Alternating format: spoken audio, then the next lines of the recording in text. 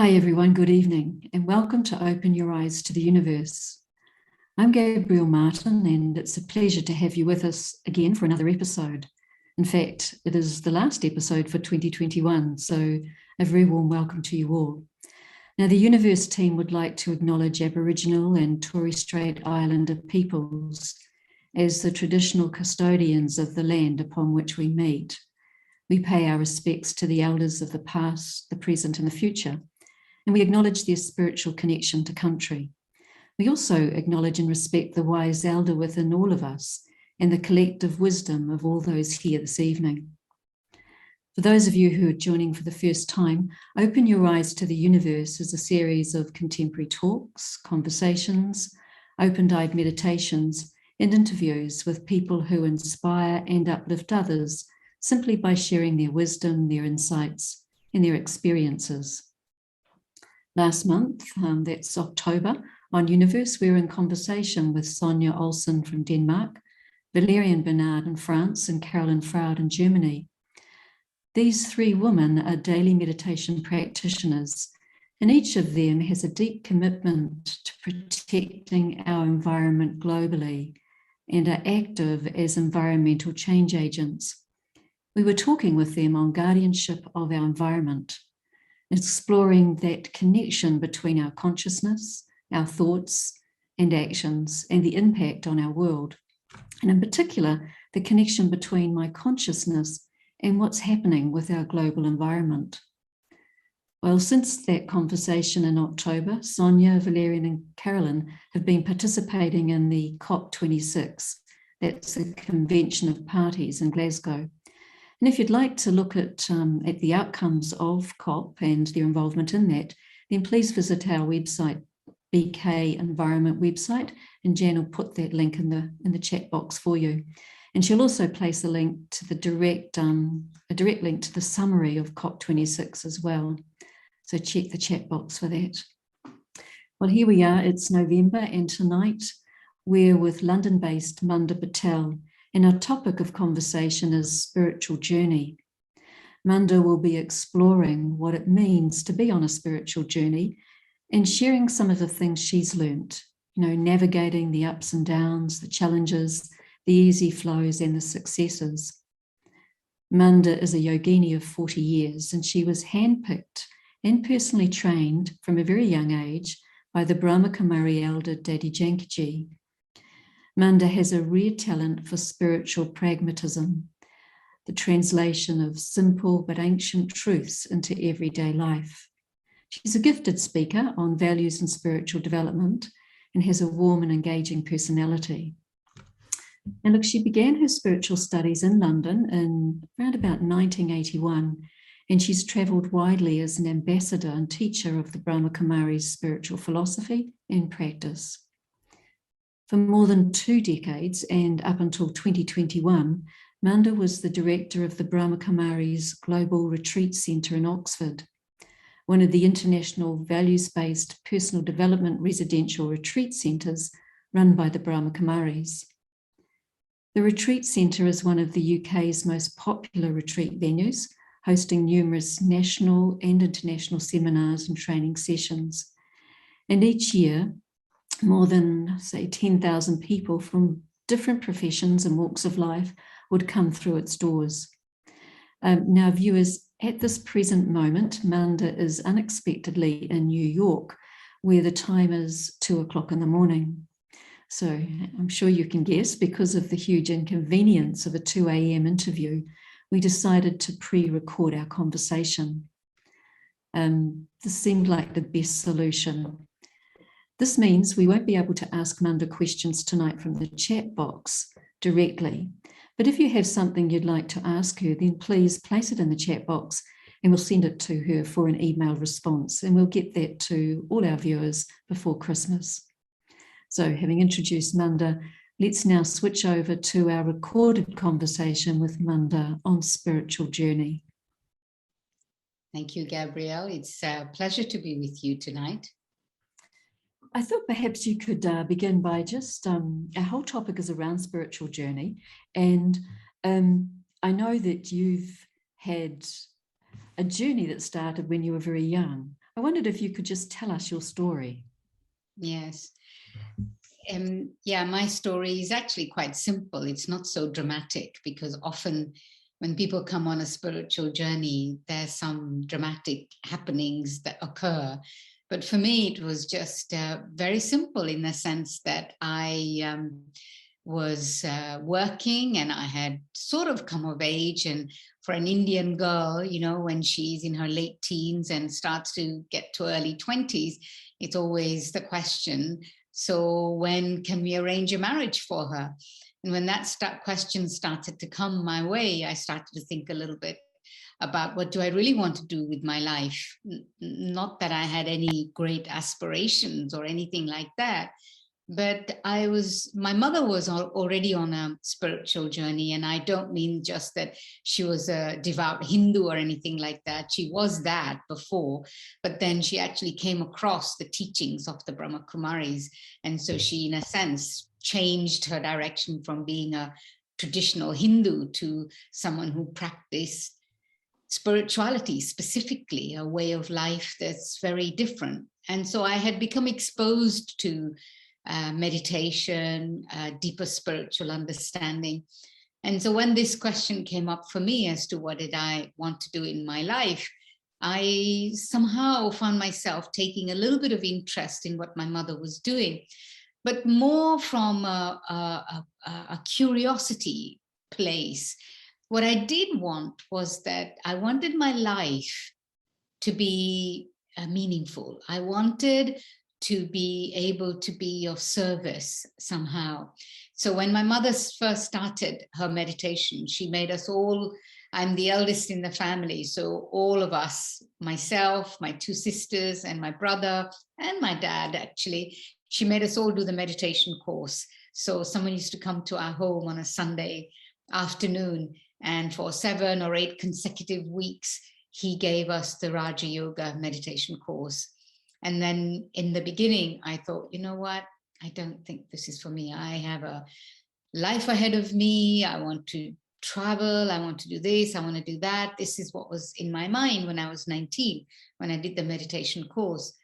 Then by the time I was 21, I was just questioning, what do I really want? And it seem to make sense, what I had heard 2 years before, that your life has to be meaningful, that our world is in need of help and support, and that we have to be able to support each other. This is something that stayed with me very strongly.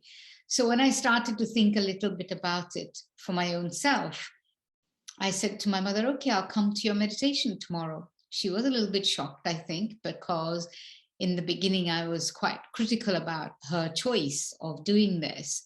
And so she said, fine. So I went to the meditation center early in the morning. And it was the first time that I was going there early in the morning. And I had this incredible experience of a deep sense of joy.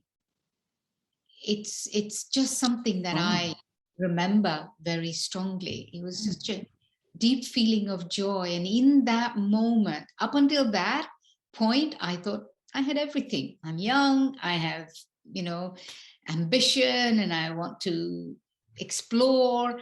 I thought I had everything. But when that experience happened, I knew that that was a key. And so that's when I started to take a little bit more of an interest, not necessarily seriously, but a little bit more of an interest in the meditation and the practice that my mother was doing. So really that was the first thing. And then I carried on for a few months. And then I went to Mount Abu at the headquarters of the Brahma Kumaris, which is where I had the most profound experience. An experience of, in a sense, meeting myself, my true self, my spiritual self.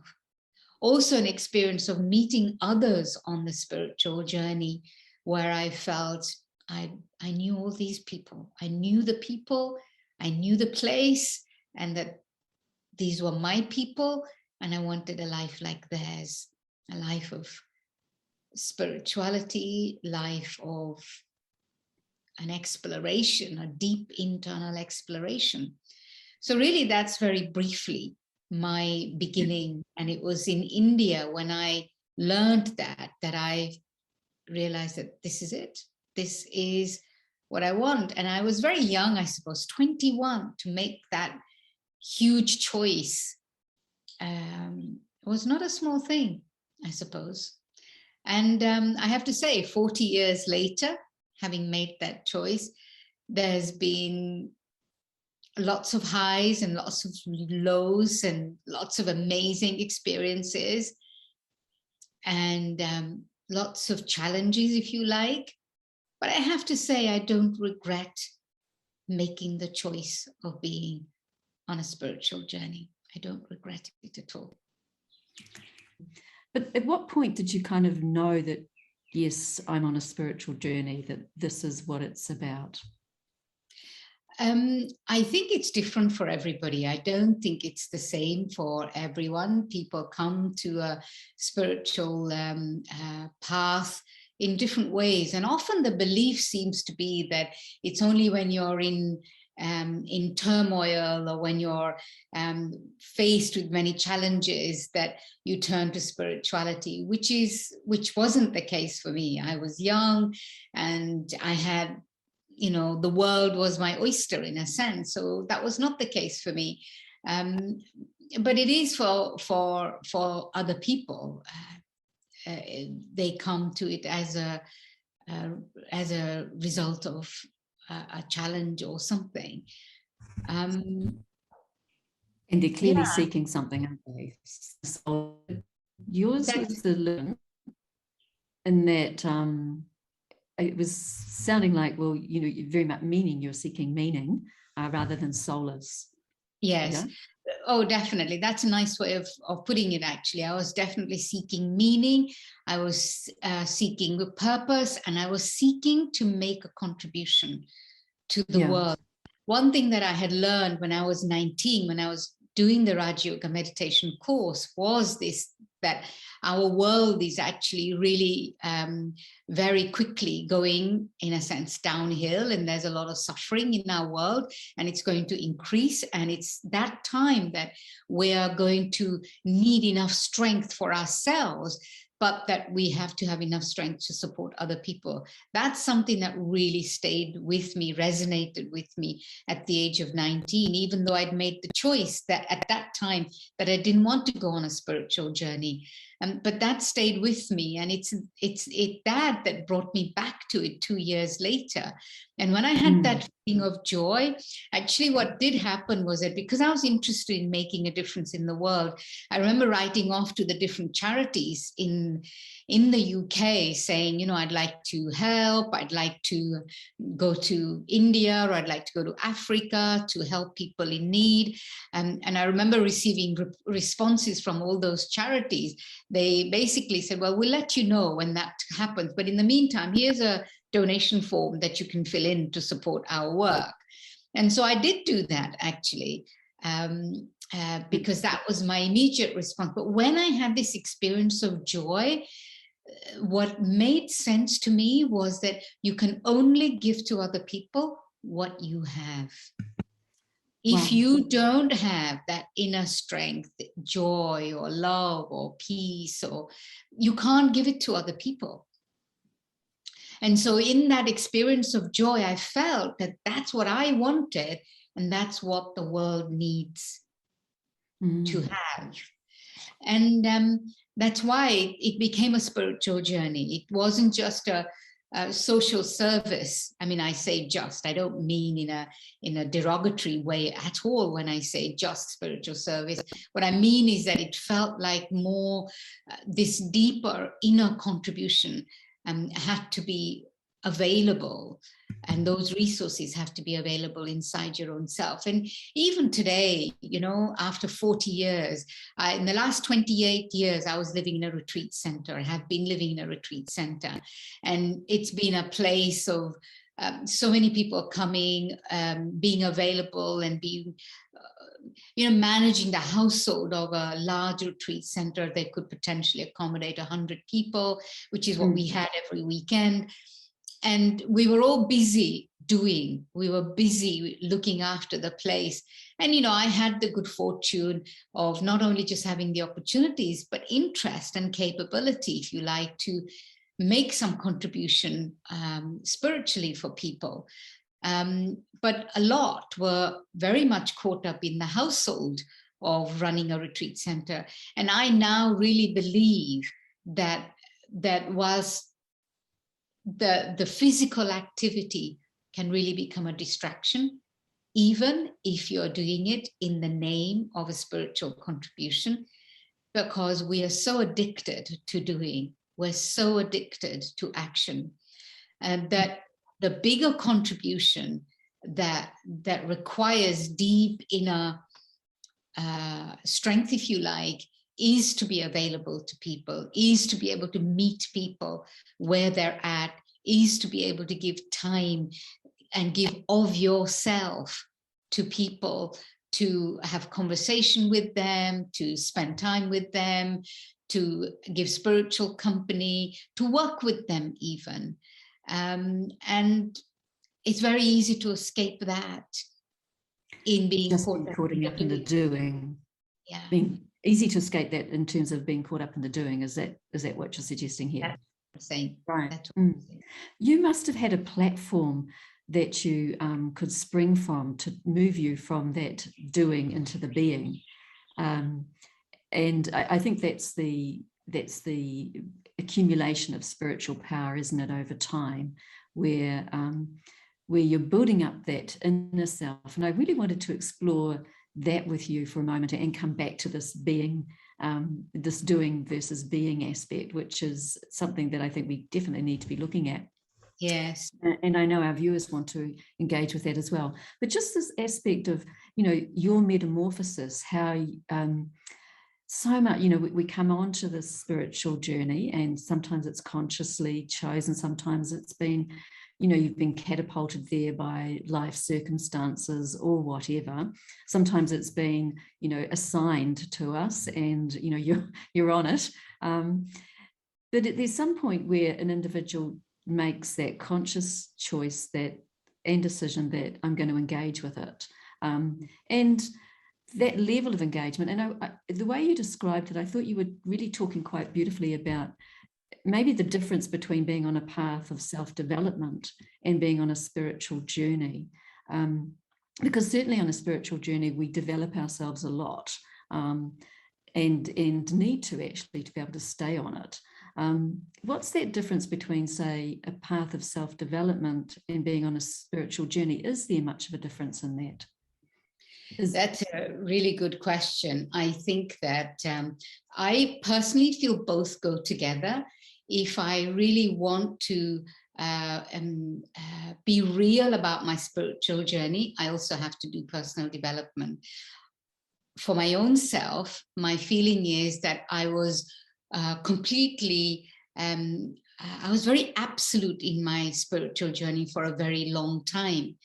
And so many years down the road, I feel that I have also now embarked on a personal development exploration. But what I think is very powerful is that with that personal development, the foundation, the backbone, if you like, is the spiritual practice, which actually helps your spiritual development in a very powerful way, in a subtle way, because you are not just working from your intellect and from knowledge and information and skills and capabilities, but you're actually working with a very subtle, deep energy that is latent intrinsically inside of you, and that you are that spiritual energy. And so I feel that it's double enforcement when you have personal development as well as the spiritual energy of the awareness of the self as intrinsically being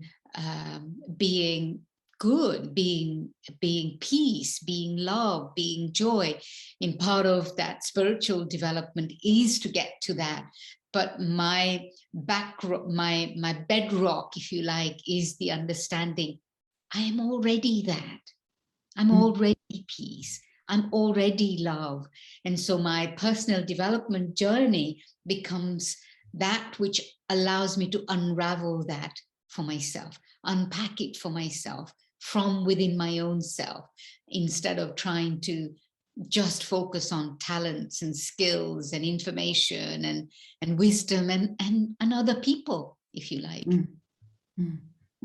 Yeah, that's a good distinction, actually. I think that that it is the combination of both is critical, really. That deeper inner focus and accessing that intrinsic aspect of ourselves.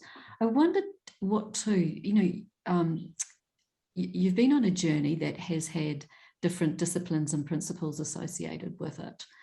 What in particular do you think has been the mainstay of your spiritual journey, and that's enabled you to really connect and bring forward those innate qualities in you? For everything, I think practice is very important. And I have to say, I'm lucky that I like discipline. I like discipline, right. And I like routine. Because once I'm in the rhythm of doing something, I'm off. And so I much prefer that. So what helped me is my ability to create discipline for myself and follow the disciplines. And whether that's, practicing meditation every single day, whether it's waking up at a specific time every single day, and sticking to that time in the day, in the evening. This is whether it's following a diet or vegetarianism. All of these things, I feel lucky that it have been like second nature for me instantly. And what I find is that I've been teaching meditation for a very long time now. What I find is that people come to learn on a regular basis, and they still end up asking the question each time they come, but how?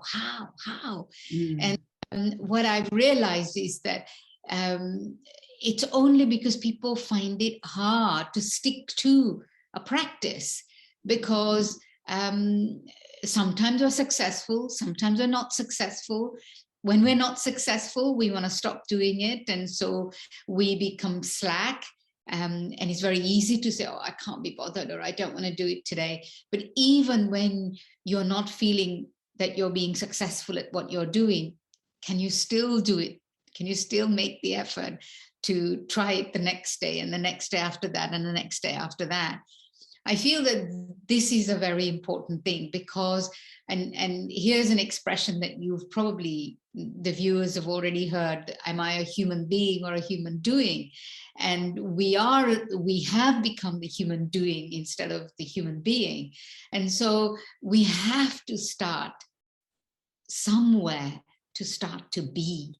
And that means every day taking time to just be, even if my mind is, going 100 miles an hour or having trillions of thoughts every minute. I just have to say, okay, I'm going to take a deep breath, and I'm going to have a long exhale. I'm just going to be present, just simply be an observer.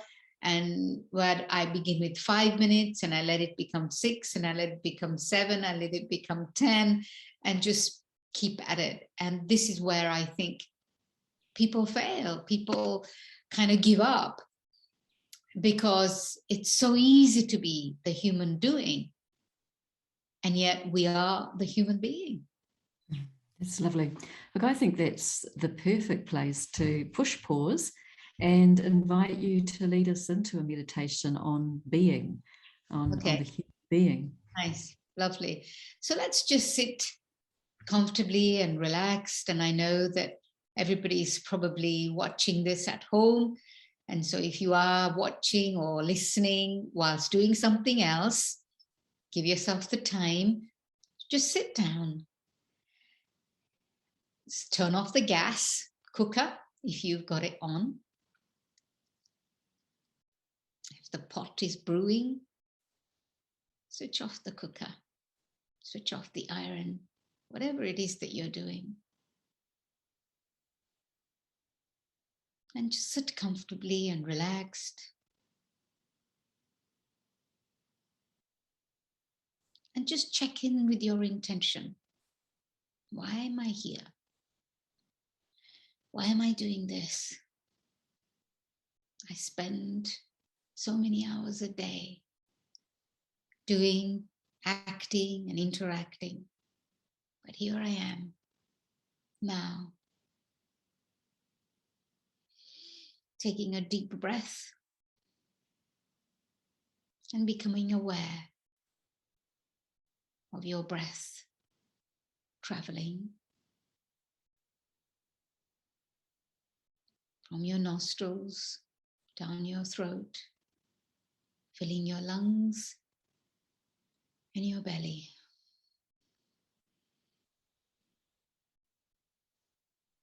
And a long exhale. Let your mind just observe this practice that is so natural to us. But when you observe it,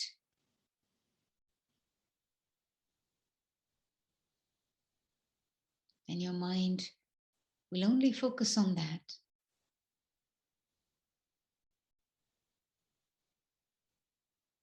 And just be present here, in this moment, in this place.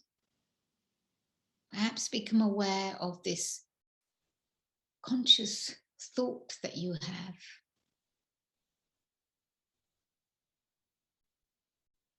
The thought of being here. And each thought is an energy, a vibration. As you sense your breath in your body, as the oxygen gives life to your body, feel that oxygen penetrate through the whole of your being, every cell of your body, and become conscious of that energy of peace that you've generated simply by being present. And that energy of peace also affecting every cell of your body. And you become aware of this conscient thinking energy that you are.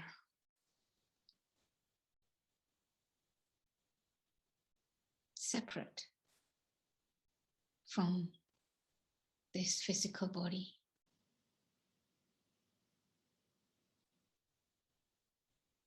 But as that energy of peace becomes present in your mind and in your heart, you're no longer distracted by the body, but you are present with yourself, in yourself, by yourself.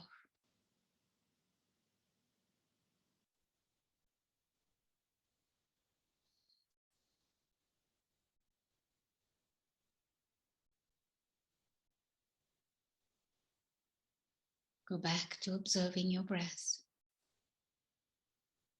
and feel that breath and feel the pulsating nature of the spirit in sync with your breath.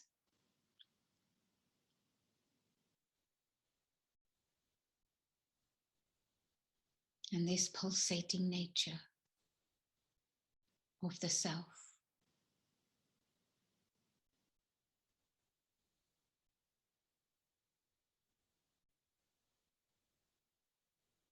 This allows me to see who I truly am. This thinking, living, spiritual energy. Soft, subtle presence.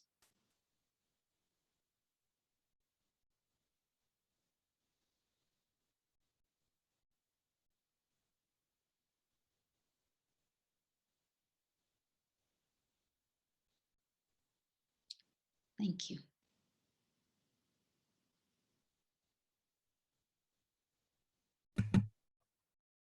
Manda, thank you. It was a very beautiful journey inwards, wasn't it? A gentle one that acknowledges my body and allowing me to work with my body and turn within and really connect with the energy within myself. Thank you for that. It's lovely. Manda, just looking at this whole aspect of connecting with myself, we get quite a few comments, and I think it's true for many of us, around this whole aspect of how we think and feel about ourselves. And I wondered how that's changed for you over the course of your spiritual journey, the time that you first engaged with the meditation practice until the point you are here now. And often it's framed in terms of comments around overthinking, comments around negative self-thoughts or thoughts that about myself that aren't as beautiful or as positive as they could be. So, the sense of self-respect and self-esteem interplaying here. So this whole aspect of how I think and feel about myself, I wondered if you could share with us how it is that you've changed, or what have been the markers that enabled you to change from where you were at 21 or 19 even to where you are now.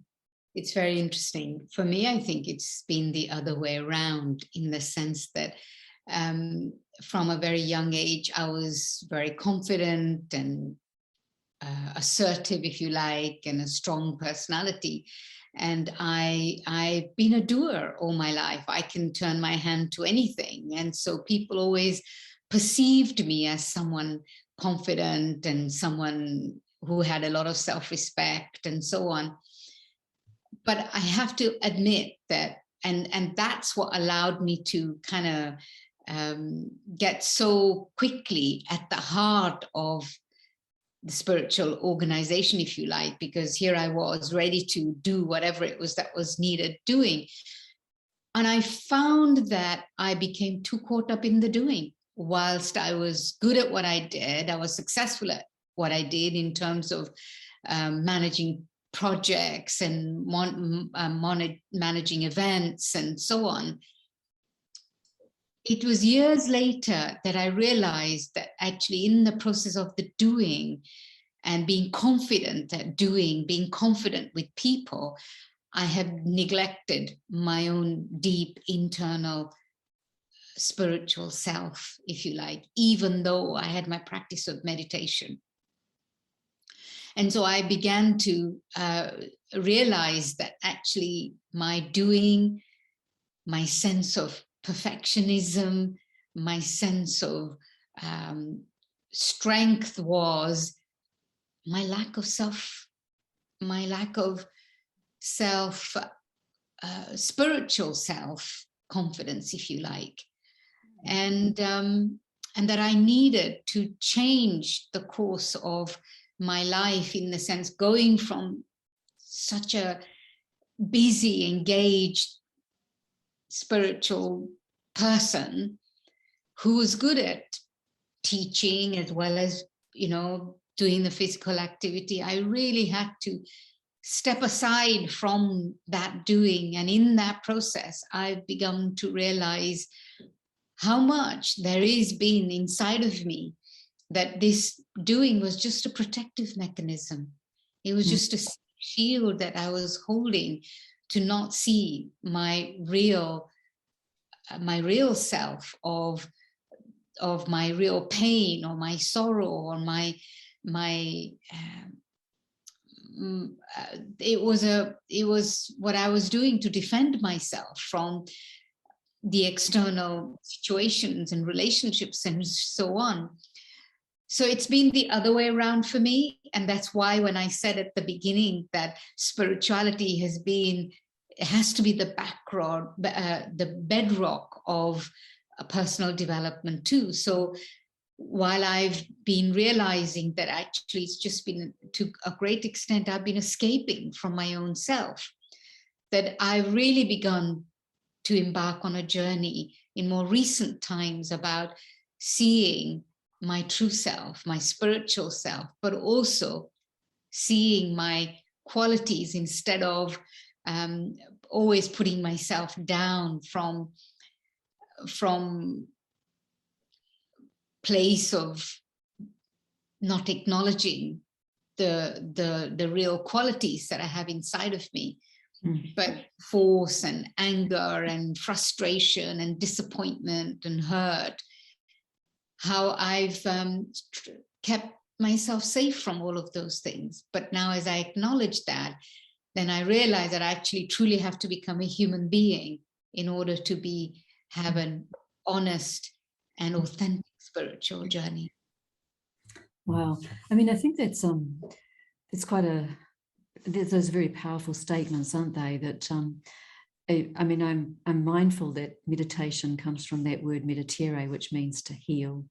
And as we express our spiritual journey in the outer world and in outer contexts, it's quite a gorgeous process, the way meditation unravels us and allows us to get at what is intrinsically good and intact about ourselves, and what has also been damaged and hurt and harmed, and the mechanisms we've used to avoid or not examine fully are at some point in our process of becoming full and complete again, which is what meditation requires from us. They're opened up, they're explored, they're made very visible to us, and it's a very wise and powerful move to say, yes, I am going to engage with that, because ultimately I want to change it, I want to be free of it. So it becomes a very I think that's when it becomes a very personal journey, isn't it? Yes. I have to say that it can be, you can also, meditation can just be in a form of escape as well, or spiritual life can be a form of escape, because you think that, because of your discipline, you're okay, you're doing well, but we're really not truly, authentically and honestly looking at your own self, and that you're brushing things under the carpet. And service becomes a very important part of a spiritual journey. So when you get busy in thinking that you're doing service, well, not just thinking, you might actually be doing it, but if it's still just cashing in on the tendency of being the doer, then you're never going to give yourself the opportunity to really see yourself and heal, if you like. Only when you really acknowledge the pain and the source of your pain, that you can heal the pain, heal the wounds of that pain. I guess it's like walking your talk in a spiritual framework, isn't it? We talk about that in the world, walk your talk. Well, in the inner terrain, it's also about authentically believing and feeling and thinking. So do you think there's a point where, how does it manifest where we are being and doing? Are they completely incongruent, or is it possible? What do you think about that, of staying very authentically with who I am and coming into a world of action?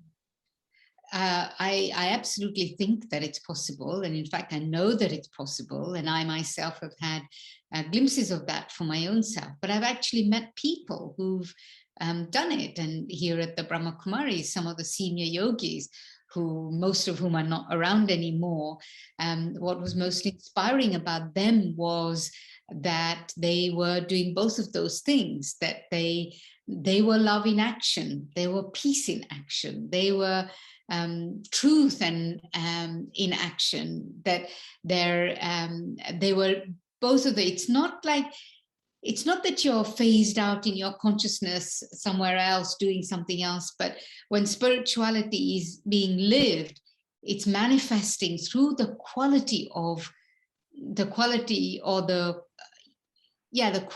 that you demonstrate in your action, in your interaction with other people, whether it's a quality of love or patience or tolerance or being able to accommodate what's happening around you, to be able to just be peaceful, to be able to separate yourself from what's happening, to be able to know when to engage, when to pull back. All of these are aspects of spirituality being lived.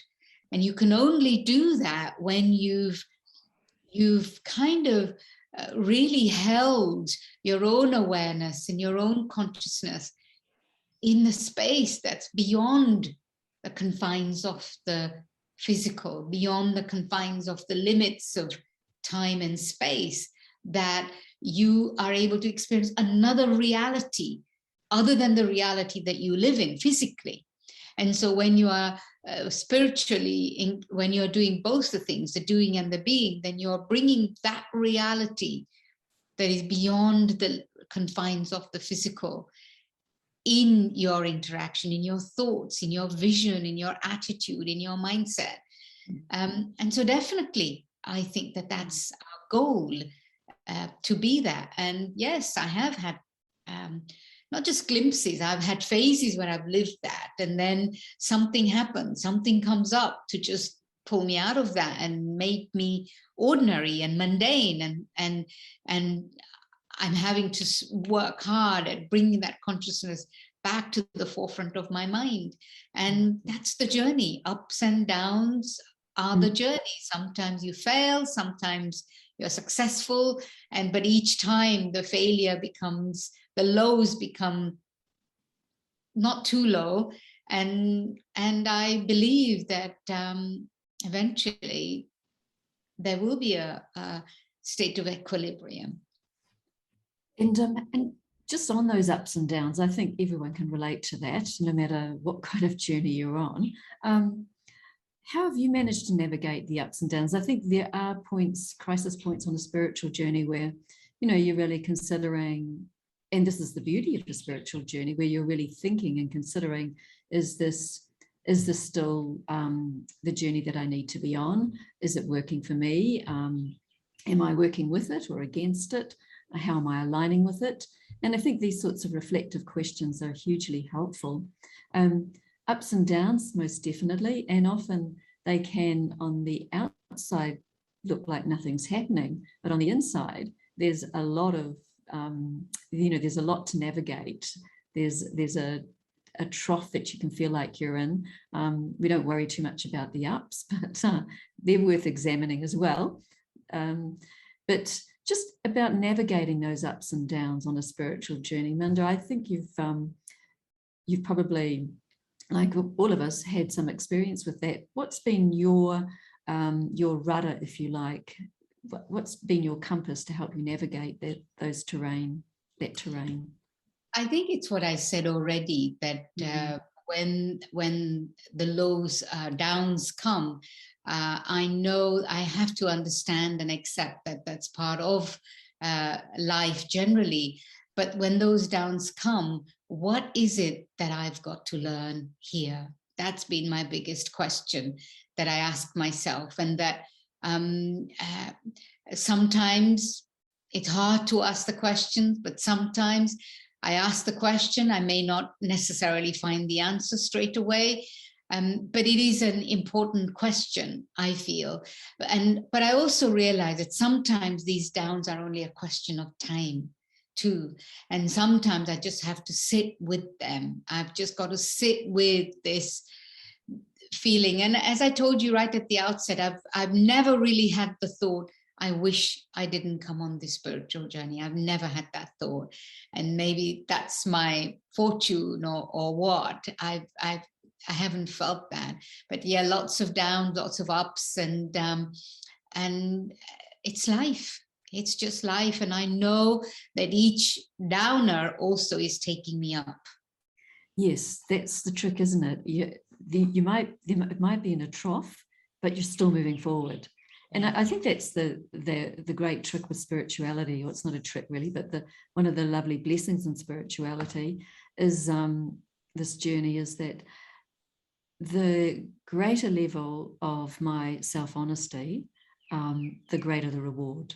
But the greater the level of honesty, the more painful it is as well at times. That's right. And unless I'm prepared to, and others engaged on a spiritual journey prepared to examine that, because underneath it, there is a treasure. And sometimes it's just time to reveal itself fully and heal and that. But often there's a realization to be had that can be the big breakthrough, actually, to moving into that zone of being rather than the zone of doing. I like what you said about sometimes it's just time too. I wanted to check in with you about the role the divine has played in your journey. So yes, navigating the down points, but just this whole aspect of your relationship with the divine and how that might have changed for you over time. That's a beautiful question. You know, as before I came to the Brahma Kumaris and learned Raj Yoga, the divine didn't really play much of a role in my life growing up. But I think that it's been a key part of my stay, if you like, here. And that is that I've felt that presence in my life. But what I like with the Brahma Kumaris and the understanding of the divine is that it's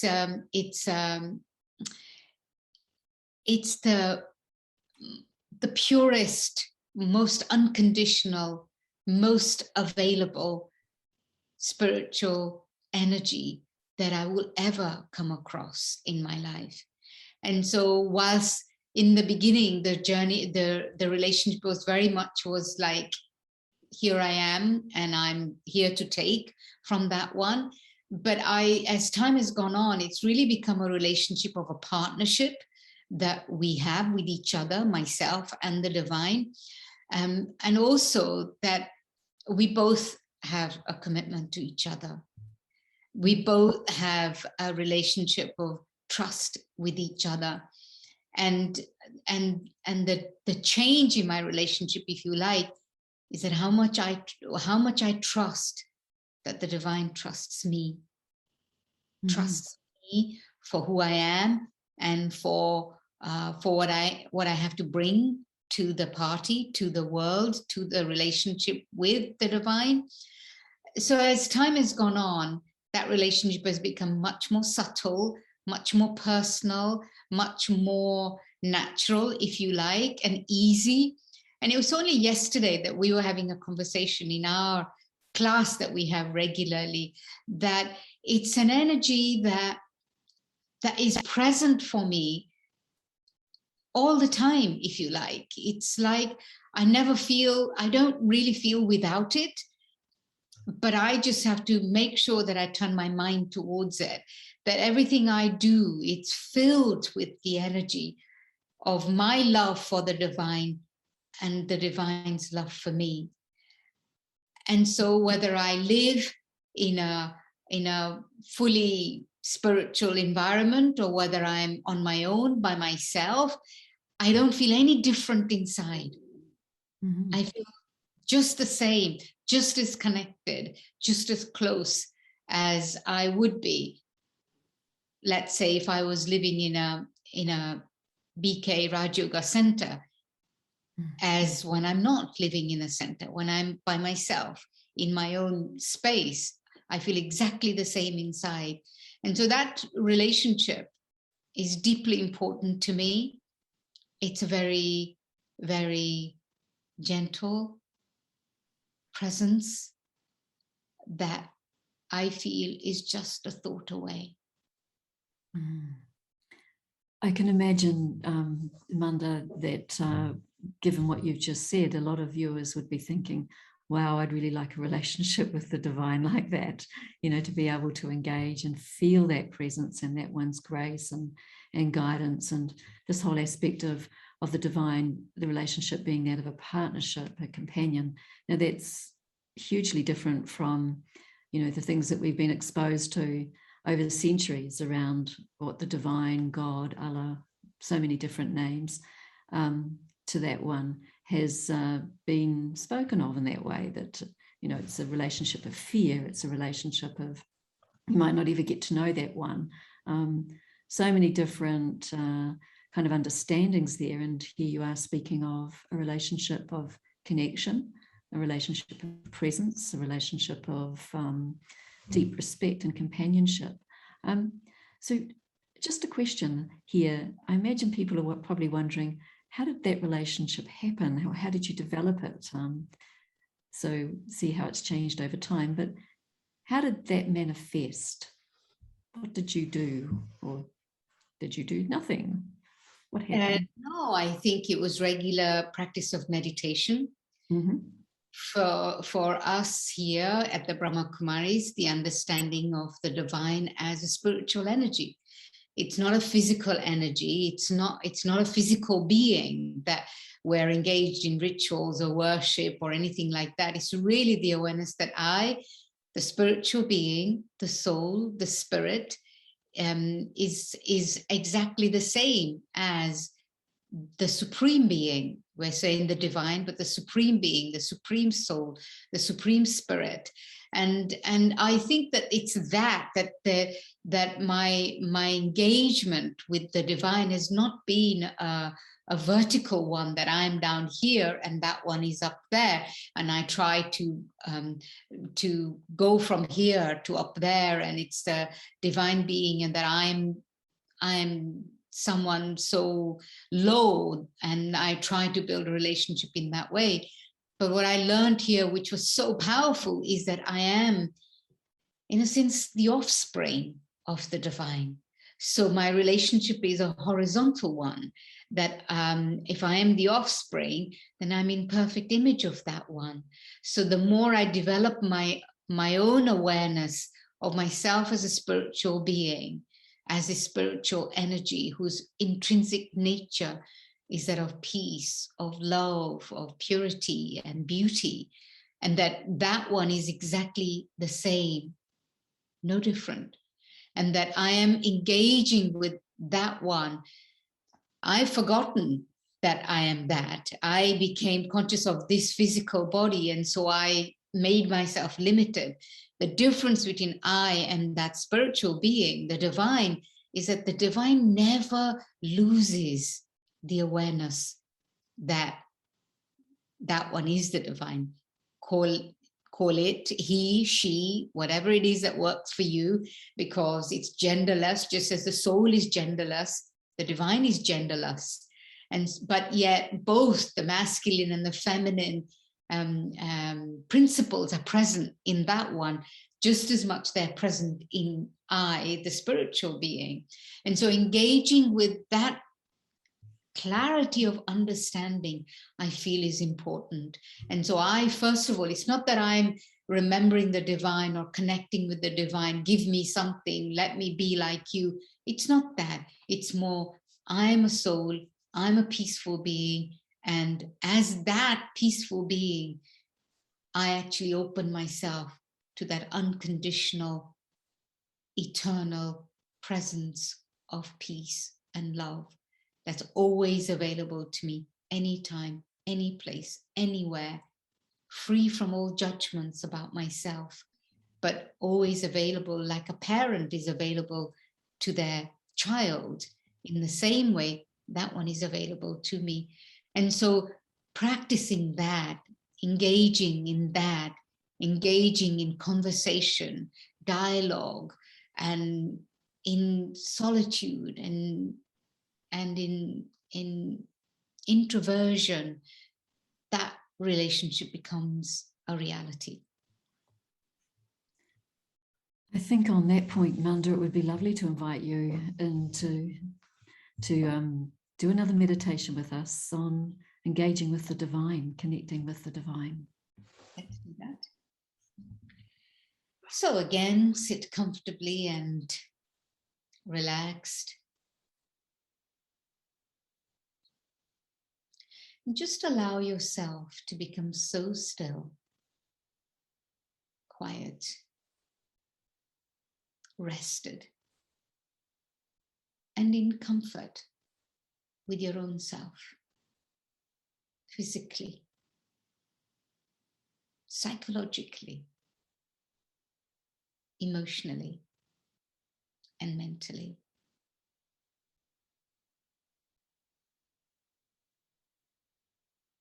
And with this space of comfort and ease,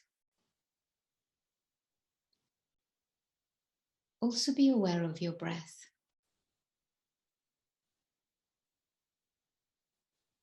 As you become quiet and silent, your breath becomes affected by that energy.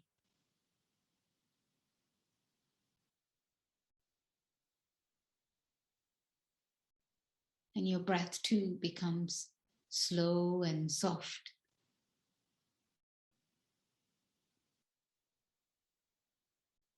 So let's make sure that we don't just make this an intellectual, a heady practice, but engage with it with the whole of your being, your mind and your body,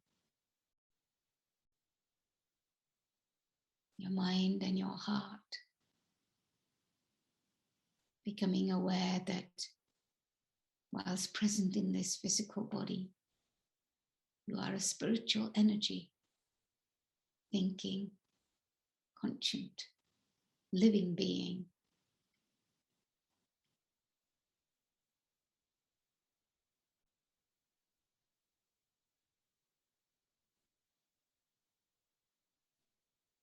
And as you become aware, and perhaps intensify that awareness, that the energy of the spirit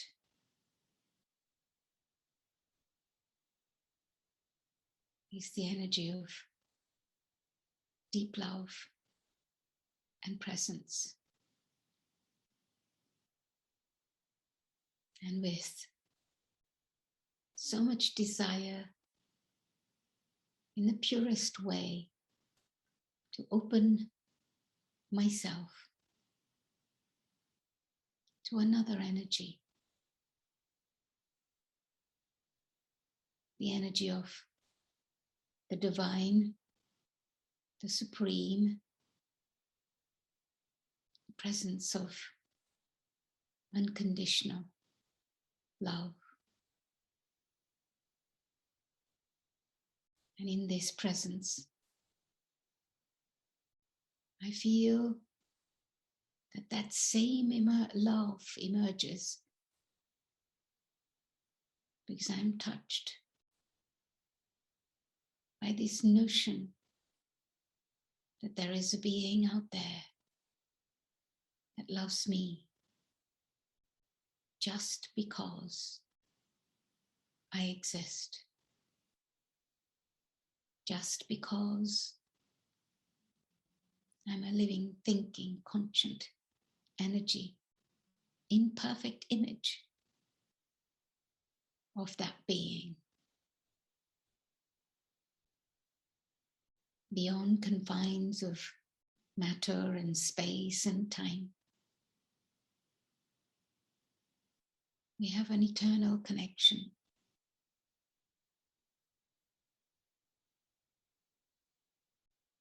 I've longed for this eternal connection. I always felt that it was possible.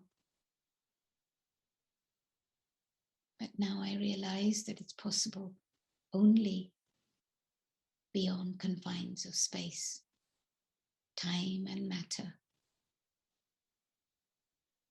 So I enter into this domain of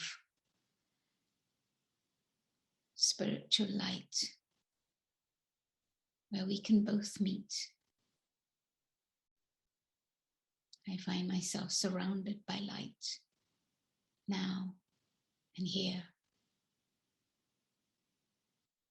And it is in this light the light of deep peace.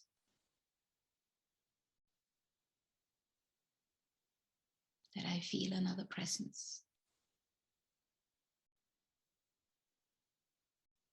Presence of the divine too.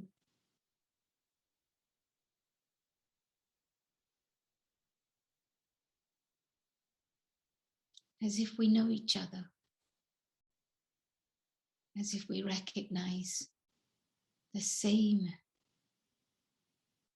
eternal energy of peace, of love. And there's a sense of a presence of truth in this eternal connection. It never changes. I simply forget it. But I remind myself of this connection. I have a right to it. And it's available to me. Anytime, any place.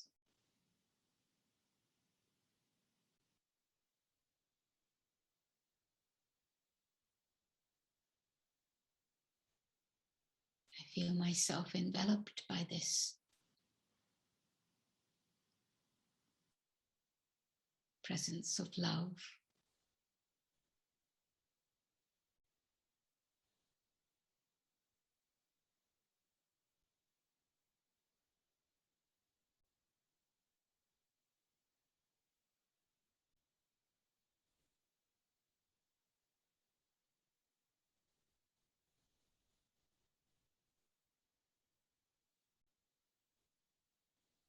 Thank you. We have an expression, Om Shanti. I am the essence of peace.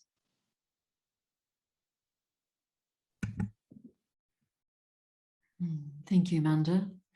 Thank you for sharing, your journey and your connection with the divine in that meditation. I think it opens up much possibility for all of us.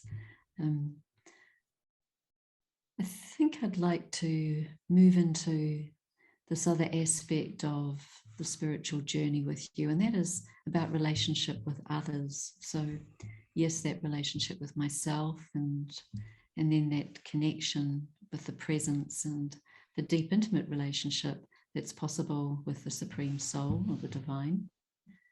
And just looking at this whole aspect of moving into the outer world, and notwithstanding your comment around, moving to being a human being from a human doing, but looking at that connection, and you've alluded to witnessing and being in relationship with people who, the very senior yoginis who have been the incredible embodiment of that, and how magnificent it is to be in their company to see that. But this whole area of coming into relationship with one another and the impact that meditation has on that. Wanting to just, if you could share a few of your thoughts and your experiences on the impact that meditation has had on you, and therefore have you seen any change in your relationships with other people? Indeed, are you even relating to them as people? How's that been for you? I have to say, perhaps the biggest lesson that I've had to learn are lessons in terms of my relationships with people. On the one hand, I'm generally a person who's very light and easygoing, but then I can also be someone who I don't discriminate in my relationships with people.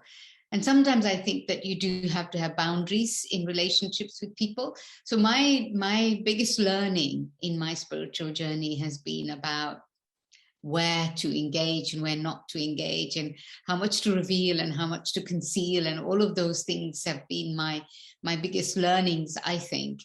But I think that the more I've I've begun to understand my own self, the more I'm able to have much more easier and more comfortable relationships that sometimes might need boundary, and I'm able to apply those boundaries. And sometimes I need to just be giving and generous and open. That's also developed for me. And so I think that the biggest learning is through relationships. We learn about ourselves from the way in which we relate to other people, that we should relate in a certain way, and we end up not relating to them in that way. So we're able to see our own weaknesses. I'm able to see my own weaknesses in that regard. I have to say it's still work in progress for me very much in terms of my relationship with people. But I think that what has helped me a lot is what I've learned through meditation practice, but particularly my relationship with the divine, is the generosity of spirit in my relationships with people. To see people for what they are and to accept them for what they are. It's a big learning, and not wanting people to be something other than what they are, or something that I would like them to be. And these are the things that causes a lot of pain and sorrow and suffering. And when there's that really deep self-acceptance, it seems to me, and been my experience, that it's easier to accept others. Yeah, absolutely. The journey is really about one's own self at the end of the day. It's really about self only. And the way the relationship with the divine brings out the magnificence of each one of us to allow us to come in easier and accepting connection with each other, and joyful connection. Yeah, I like that the connection with the divine does bring out the magnificence in us. And that's why I say generosity is what, if there was one quality that I would say, I feel generosity, in the sense that accepting, allowing. Yeah, I love that. Thank you. And here we are now in just about 2022. We're closing out 2021, and we've seen a world in incredible challenge, and that means people in incredible challenges. We've seen an environment that's more challenged than ever, and you just need to listen to 1 minute of the news and you'll hear all about social injustice.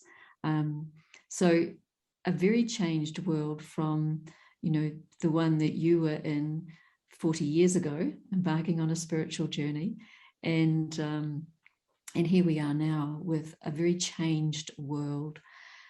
How do you apply your consciousness, to your spiritual consciousness, to these sorts of challenges in our world, the environmental challenges, the social injustice, and still enable that vision or that interaction with others from a space of acceptance?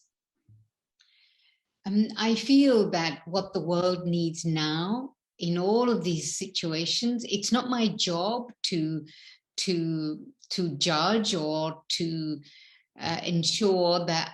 My job is to ensure that I don't become biased and prejudiced towards one or the other way of being. But I feel that what the world needs now is our compassion, my compassion. The world needs now my understanding, my love, if you like. And that's, if I buy into all of that that's happening around me, then I'm going to start being affected by it. I see it, but I see it separate for myself. And to maintain my own internal space of dignity, my own internal space of generosity of spirit that I mentioned, not just on a one-to-one relationship, but in the bigger scheme of things, and bring some power and bring some light into the world, so that the world receives my spiritual support. I think it's the only thing that I can do right now. And this requires so much power, so much strength to be still and to be strong and to be held in your own dignity, but also in the presence of the divine, so that you're able to give the most powerful energy, or generate the most powerful energy of love and light that the world needs right now. So working through the power of vibration. Working through the power of vibration, but also, I mean, yeah, that's one thing, but the other aspect, engaging with it in the most positive way you can. For instance, right now, COP26 is happening in Glasgow. There's a huge contingency that's present there of 26, 30 people who are bringing the awareness of consciousness, and also actually, you know, when you talk about the environment, I am trying to live holistically, trying to help in the environment by what I eat and how I eat and how much I eat and how I dress and how I kind of use my resources, how I keep my life simple. All of these things are practical things that we are also we also need to pay attention to, as well as the contribution that we make through our consciousness. And so I think it's both of those aspects that are important. Sure, it's a good it's a powerful combination, isn't it? The power of positive vibration, but also manifesting physically what it is that I can do to bring that change. So, Manda, a question about a better world. What's your vision of a better world? My vision of a better world is that, first and foremost, there'll be absolute harmony within my own self, harmony with my environment, and therefore harmony with each other.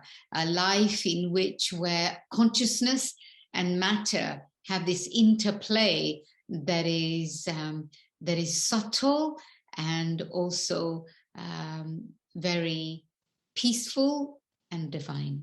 And I feel that as our consciousness evolves into a higher spiritual state, then we will bring that to the world of matter as well. And our world can become a place of beauty and truth. That's lovely. Manda, it's time for us to close, but before we do that, I wanted to ask you a question around what's your next on your spiritual journey? You've alluded to it, but let's put some special focus on it. What do you see as being your next? It's a really good question, and I have to say I'm a little bit I'm a bit reluctant, and perhaps this is a chance to let go of my reluctance. My deepest desire is to demystify spirituality, in the sense to give language and meaning to deep spiritual experiences, so that people can create their own experiences and own them. So when I say language, I mean verbal language to some deep spiritual truths.